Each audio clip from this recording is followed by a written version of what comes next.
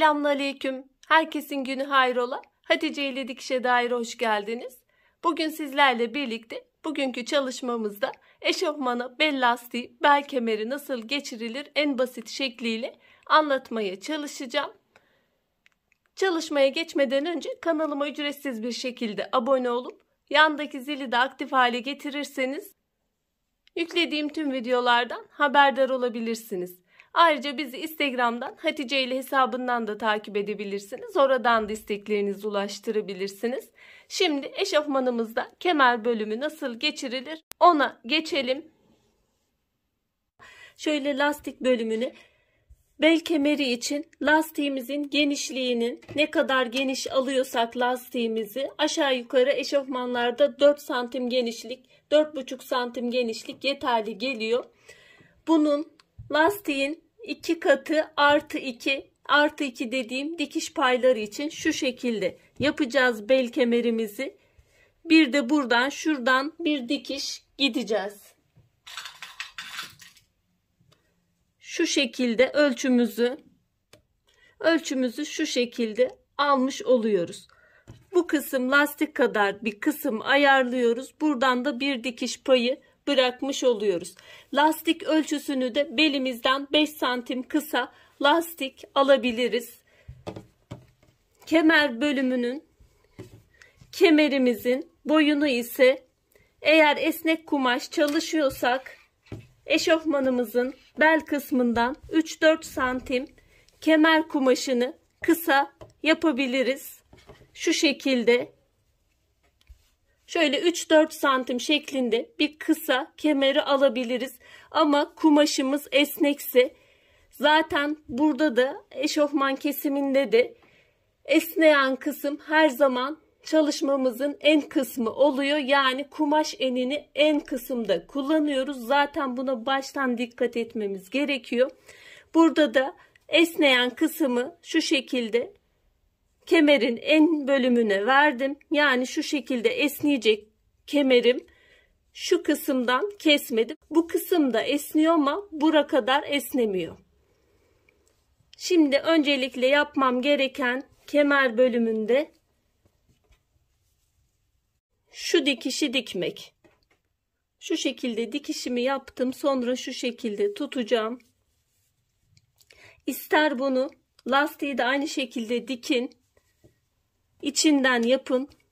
Şu şekilde yerleştirip direkt kumaşa dikin. Ya da sonra lastiği bir açıklık bölüm bırakıp lastiği sonra dikin. Ben o şekilde bu çalışmada yapacağım. Ya da şöyle içinden lastiği de ayarlayıp bele direkt de dikebilirsiniz. Ama lastikle o şekilde dikmeniz zorsa bu şekilde daha kolay dikebilirsiniz. Bu şekilde dikeceğiz. Bel kemerimin dört bir kenarına işaret aldım. Eşofmanım da zaten dikişli olduğu için işaretleri var.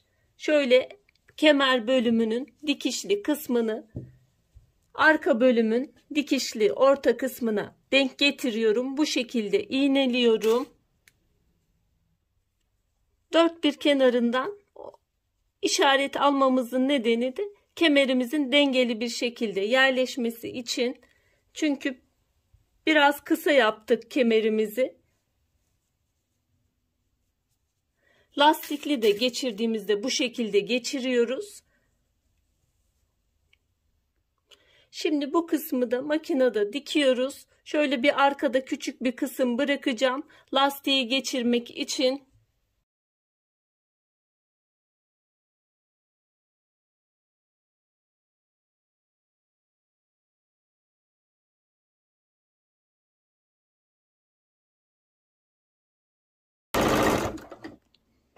Şu kadar kısım, lastiğin geçeceği kadar kısım bırakıyorum. Oradan lastiği geçireceğiz.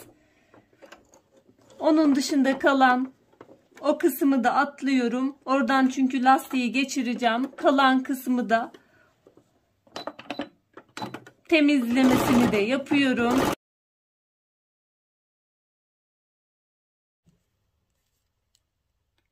Firkete iğne yardımıyla bıraktığım boşluktan lastiğimi geçiriyorum.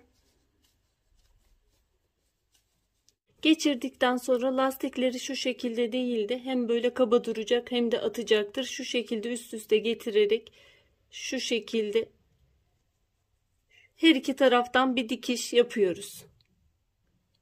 Diktikten sonra içeri doğru yerleştiriyoruz. Şu şekilde lastiğin dengeli dağılmasını sağlıyorum. Lastik dengesini ayarladıktan sonra şurada boş bıraktığımız geçirmek için kısmı şu şekilde tutarak şuradan dikip overlock'unu gidiyoruz.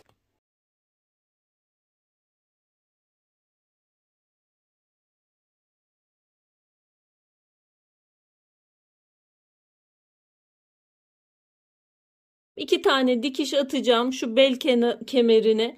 Alttan bir dikiş, üstten bir dikiş. O şekilde şimdi dikişini de yapıyorum. Lastik dikimlerinde iğne takılı kalsın. Bu özelliği olan makinalarda iğne takılı tuşunu basılı tutun. Yoksa iğne takılı kalmasına dikkat edin. Bu şekilde çektirerek üstten bir dikiş, alttan bir dikiş yapacağım. Üstten bir dikişi yaptım. Şimdi alttan da bir dikişini yapacağım. Bel kısmını bu şekilde yaptık. Üstten bir dikiş, alttan bir dikiş. Eşofmanımıza kemer bölümünün, lastik bölümünün en pratik, en kolay yöntemiyle nasıl geçirilir onu göstermeye çalıştım elimden geldiği kadar. Umarım faydalı bir çalışma olmuştur. Yapmak isteyen, denemek isteyen arkadaşlara kolaylıklar diliyorum. Allah'a emanet olun. Hoşça kalın. Sağlıcakla kalın.